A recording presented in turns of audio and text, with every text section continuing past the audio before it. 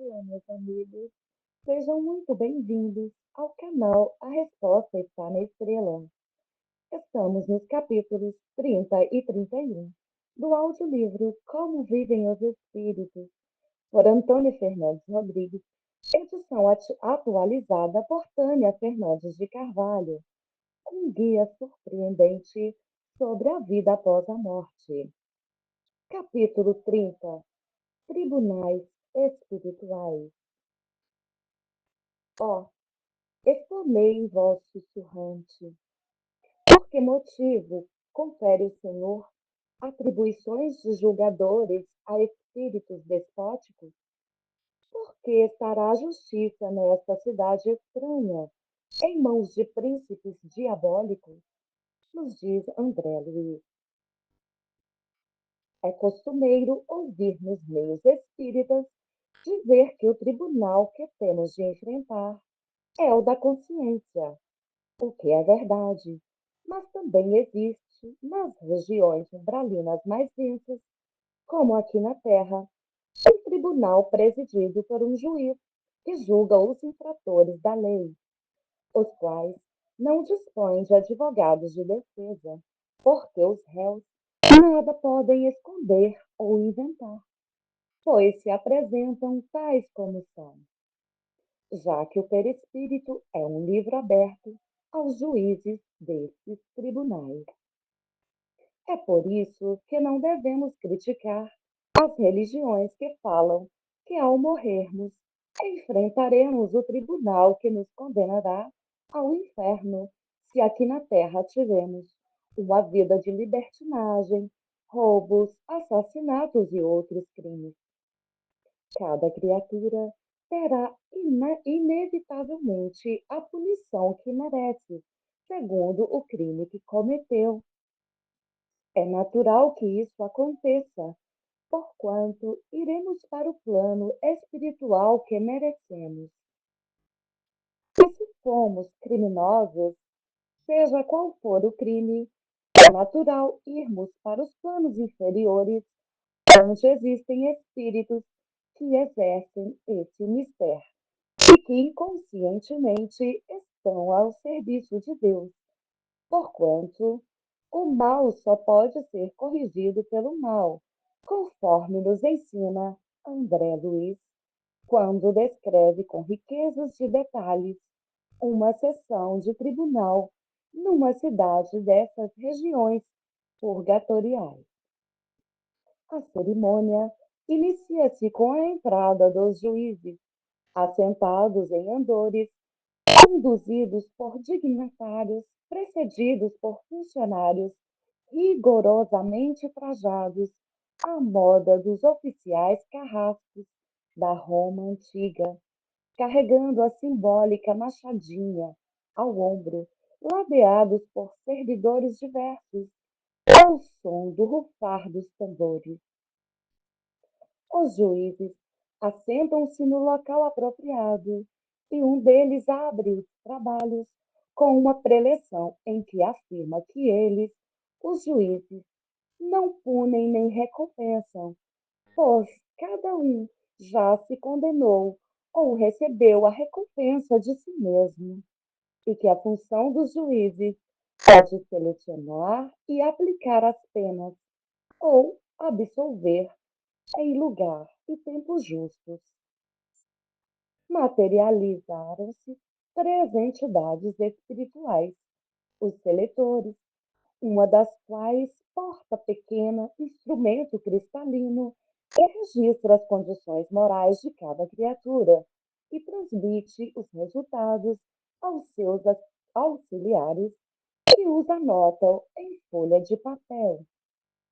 Nesse momento, muitos procuram justificar-se, querendo inocentar-se no que são desmascarados, porque o aparelho se retrata com fidelidade, revelando-lhes os crimes, as fraquezas que ainda alimentam.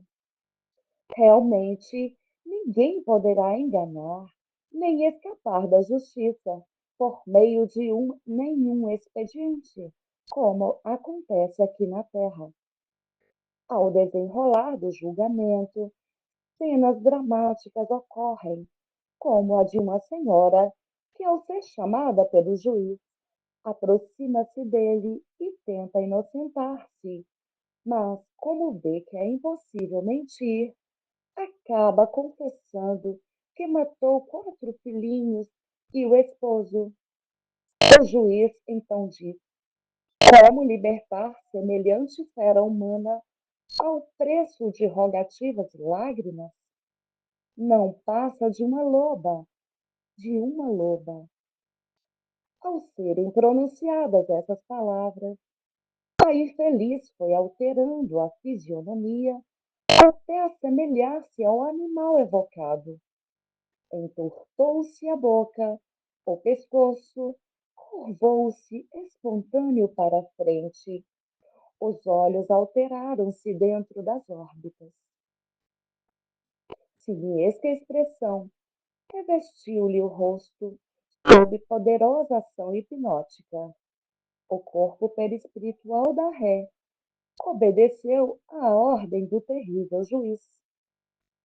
Outro que fora localizado no grupo dos Sovinas explica ao seletor, o operador do instrumento de captação mental, que não fora um avaro, mas sim um estudioso cuja vida transcorrera entre livros e pesquisa científica, sendo esclarecido que o homem que ajunta letras e livros, teorias e valores científicos, sem distribuí-los em benefício dos outros, é igual ao que amontoa moedas e objetos preciosos sem ajudar a ninguém.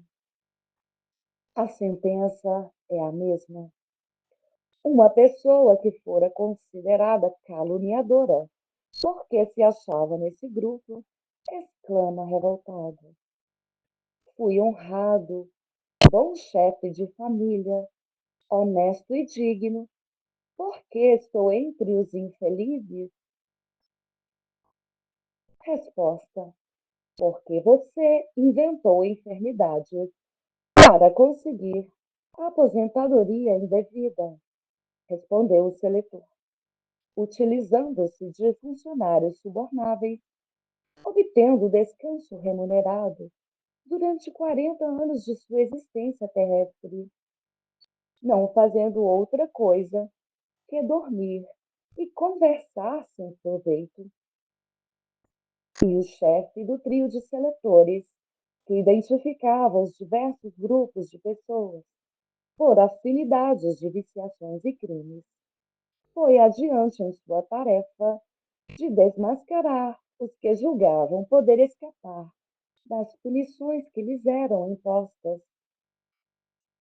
Findos os serviços, a cerimônia foi encerrada com a mesma imponência com que se iniciara, sob a angústia e o desespero daqueles que foram punidos por esse estranho tribunal das esferas inferiores do mundo espiritual. Quem escapa da justiça da terra não escapará da justiça no plano espiritual, que não deixa envolver pelo prestígio e pela verborragia daqueles que foram poderosos na terra. Lá, ninguém poderá esconder os crimes praticados, pois eles se apresentam ostensivamente em sua vestimenta perispiritual, como um livro aberto. Capítulo 31. Justiça Divina. A liberdade é do tamanho da responsabilidade, diz-nos Emmanuel. Uma das preocupações dos recém-desencarnados, que ainda não se livraram das concepções religiosas que admitem julgamentos do tribunal divino, como acontece nos tribunais da terra, é a angústia em ver que o tempo passa e não são intimidados para o julgamento. Eles ficam ansiosos à espera da sentença condenatória, porque todos, indistintamente, cometeram alguma falta grave. No entanto, nenhum oficial de justiça os visita, nem tampouco ouvem quem lhes fala sobre isso. Essa impaciência vai aumentando, aumentando, até que eles resolvem perguntar aos seus mentores a respeito da demora do julgamento e ficam admirados ao saber que no plano espiritual não existem tribunais nem juízes, a não ser nas zonas umbralinas mais inferiores, pois nós mesmos é que nos julgamos à medida que vamos cometendo algum delito. Os nossos erros são automaticamente gravados em nosso corpo perispiritual e vamos sofrer, mais cedo ou mais tarde, as consequências de tais erros. Os livros espíritas ensinam que somos nós mesmos que escolhemos o que desejamos reparar na próxima reencarnação, com algumas exceções. São as dos espíritos tenebrosos que terão reencarnação compulsória em corpos deficientes que funcionam como prisão, para que esses delinquentes não agravem ainda mais os seus crimes. É necessário esclarecer que iremos para o plano espiritual que corresponda ao nosso estado evolutivo. Portanto, alguns vão às regiões abismais, outros para as umbralinas, mais ou menos densas, para a purgação imprescindível, até que um dia serão socorridos pelos caravaneiros do amor, para o tratamento e a orientação que se fizerem necessários, e somente serão recolhidos aqueles que já se arrependeram de seus erros e que aceitam sua situação como um instrumento corretivo. O arrependimento não quita os nossos débitos, mas é uma forma de nos reconciliar com a justiça divina e com os nossos adversários, o que beneficia o arrependimento, pois lhe traz harmonia física e psíquica. O arrependimento é uma forma de entrar em contato com os nossos credores e lhes expor a nossa intenção de saldar a dívida, embora parceladamente, ou seja, um pouco em cada reencarnação. Pelo que se deduz desses ensinamentos, vemos que Deus não perdoa nem condena ninguém. Somos nós que acionamos o mecanismo da lei. Se pusermos o dedo no fogo, ele será queimado e sua recuperação será lenta e dolorosa. O mesmo proceder verificamos com relação às tarefas que iremos desempenhar no plano espiritual.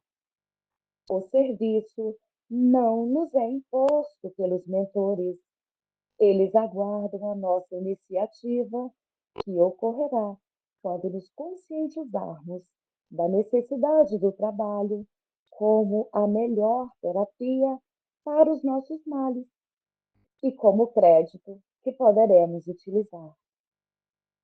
Essas revelações são da doutrina espírita e posteriores mensagens dos espíritos, entre eles André Luiz, nos afirmam: Deus é equidade soberana, não castiga nem perdoa, mas o ser consciente profere para si as sentenças de absolvição ou culpa ante as leis divinas.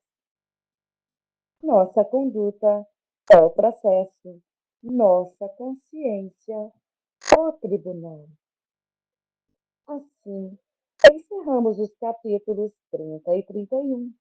E para a próxima semana, estaremos postando os capítulos 32 e 33, Os Selvagens na Vida Espiritual, nossa convivência com os espíritos. Um bom dia, uma boa tarde ou uma boa noite aos ouvintes desta obra. Que Jesus abençoe a todos nós.